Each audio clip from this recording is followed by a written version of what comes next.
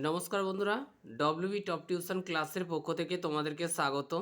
আজ আমরা class 6-এর model question paper 4-এ যে ইতিহাসের প্রশ্নগুলি আছে সেগুলি আমরা সমাধান করব।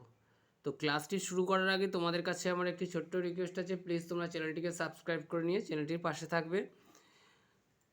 তো দেখো বন্ধুরা, আমরা একের দাগ থেকে প্রশ্নগুলির সমাধান করব। একের প্রশ্নে বলা হয়েছে বৈদিক সাহিত্যের শেষ ভাগটি হলো ব্রাহ্মণ, সংহিতা, উপনিষদ, আরণ্যক। এখানে যে অ্যান্সারটি সঠিক হবে সেটি হলো উপনিষদ। পরে যে প্রশ্নটি আছে দেখো, পরের প্রশ্নে 2 নম্বর প্রশ্নে বলা হয়েছে ভারতবর্ষে যে যে উপজাতির মধ্যে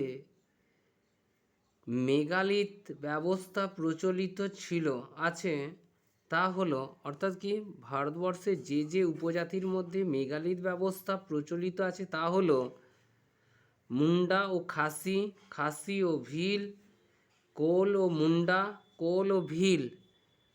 তো এখানে যে অ্যান্সারটি সঠিক হবে সেটি হলো মুন্ডা ও খাসি। পরে যে প্রশ্নটি আছে দেখো, পরের প্রশ্নে বলা হয়েছে গুরু কোনো ছাত্রকে শিষ্য বলে গ্রহণ করতেন যে অনুষ্ঠানের মধ্য দিয়ে, সেটি হলো সমাবর্তন, অন্নপ্রাশন, উপনয়ন, বিবাহ। তো এখানে যে অ্যান্সারটি সঠিক হবে সেটি হচ্ছে উপনয়ন। পরে যে প্রশ্নটি আছে দেখো, বলা হয়েছে কি পাটলিপুত্রের রাজধানী ছিল মগধ, কোশল, অবন্তী, অশ্মকের। পাটলিপুত্র রাজধানী ছিল কার? মগধের, কোশলের, অবন্তী না অশ্মকের? এখানে যে অ্যান্সারটি সঠিক হবে সেটি হলো মগধের। পরে যে প্রশ্নটি আছে দেখো, 5 নম্বর প্রশ্নে বলা হয়েছে মধ্যপন্থার কথা বলেছিলেন অশোক, মহাবীর, গৌতম বুদ্ধ, হর্ষবর্ধন। এখানে যে অ্যান্সারটি সঠিক হবে সেটি হচ্ছে গৌতম বুদ্ধ।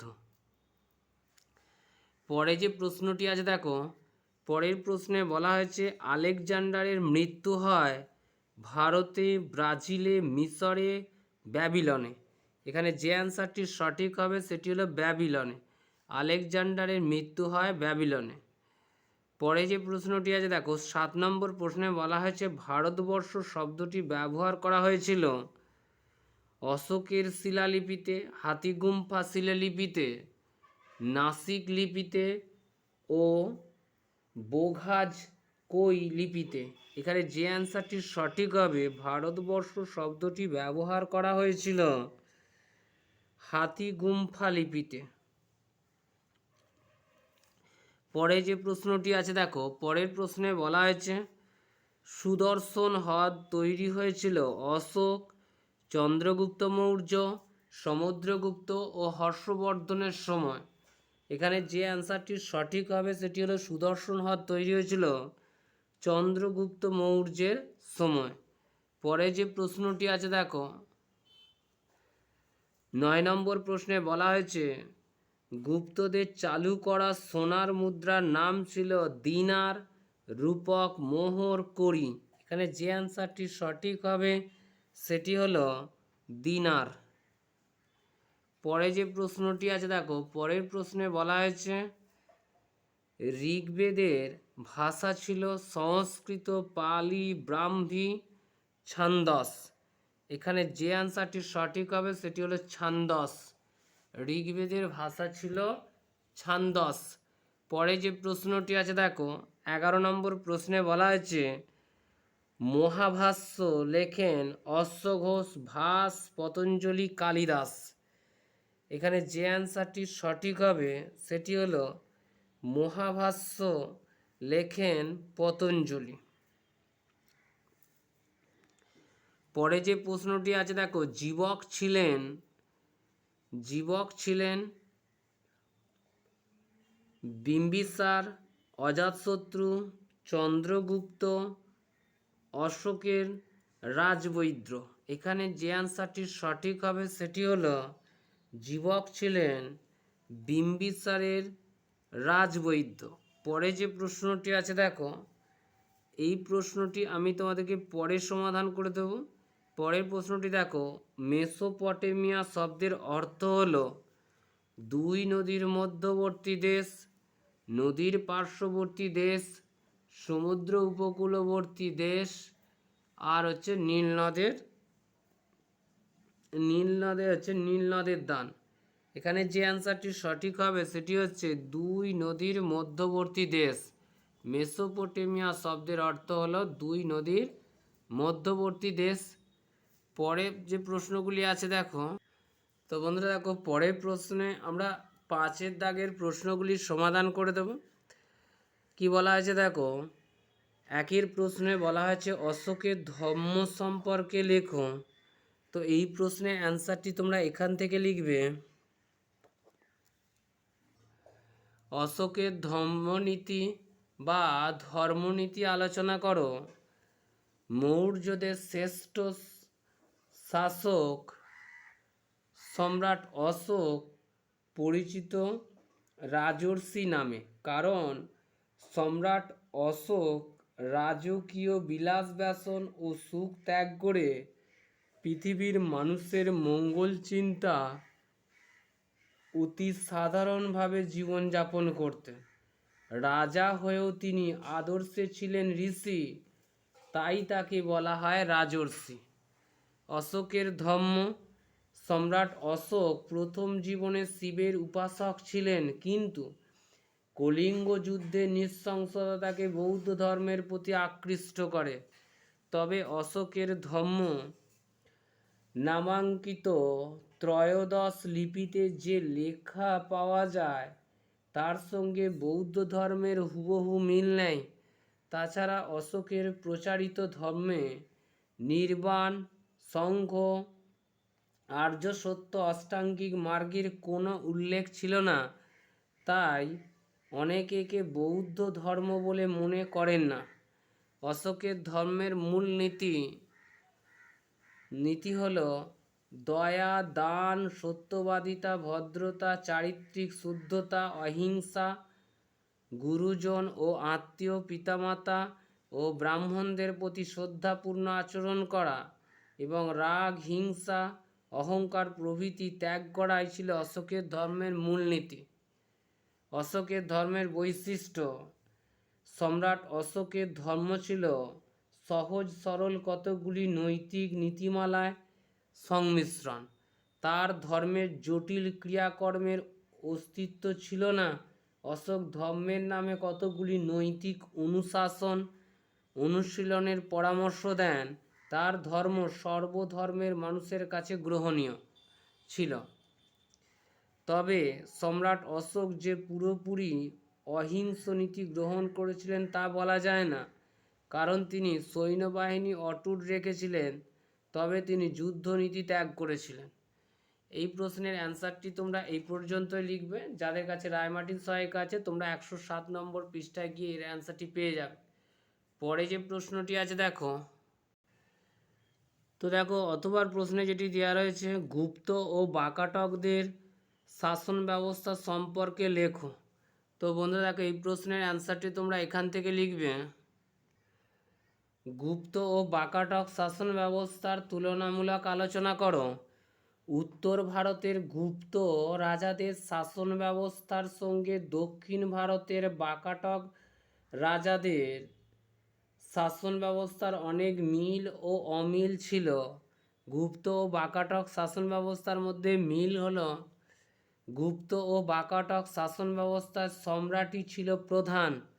গুপ্ত ও বাকাটক শাসন ব্যবস্থায় বিভিন্ন পদ ও মর্যাদার রাজকর্মচারী ছিল। সবচেয়ে গুরুত্বপূর্ণ রাজকর্মচারী ছিল আমাত্য বা সচিব। গুপ্ত ও বাকাটক শাসন ব্যবস্থায় বেশ কয়েকটি স্তরবিন্যাস ছিল। গুপ্ত ও বাকাটক শাসন ব্যবস্থায় বেশ কয়েকটি স্তরবিন্যাস ছিল। গুপ্ত বাকাটক শাসন ব্যবস্থার মধ্যে অমিল, গুপ্ত রাজারা তাদের বিরাট ক্ষমতা বোঝানোর জন্য বড় বড় উপাধি নিতেন।